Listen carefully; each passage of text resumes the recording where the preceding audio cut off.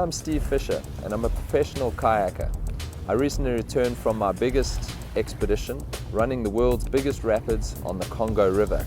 And I'm also the producer of the film Congo, the Grand Inga Project.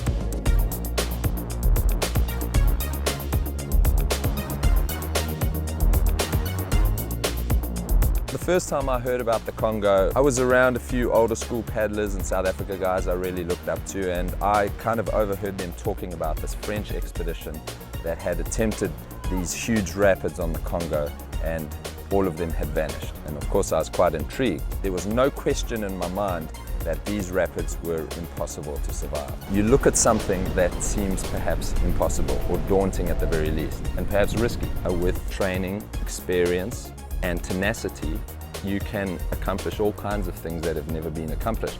You set a goal, and no matter how impossible it looks, there are pieces that are put in place. You don't look at the entire journey at once. You look at today and you say, today I need to achieve these 3 things. And then tomorrow I'll need to achieve these next 3 things.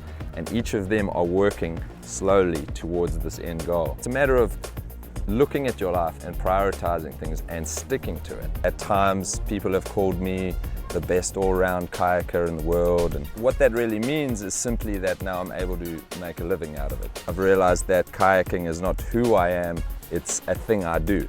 It's a very important thing I do to me and something I really love, but it's a vehicle for other things in my life. So I have a small business that I run. I do video production to supplement my career as a kayaker, but I apply my kayaking mindset to everything that I do. I think that what we find is a lot of high-end professional business people perhaps have a lot in common with high-end professional athletes. If I look at a rapid, within a matter of seconds I can tell you if it's runnable or not. But if it is at all doable, I can do that with a lot of confidence. I visualize the line, and the only reason I can see that line is through my experience. And I don't dwell on the worst case scenario. I take note of it, that that's not what I want to do, and I figure out how I'm going to avoid that. But once I've figured that out, I no longer look at the obstacle. I look at where I want to go. And I think that in a lot of things you do in your life, if that's the approach, you do better.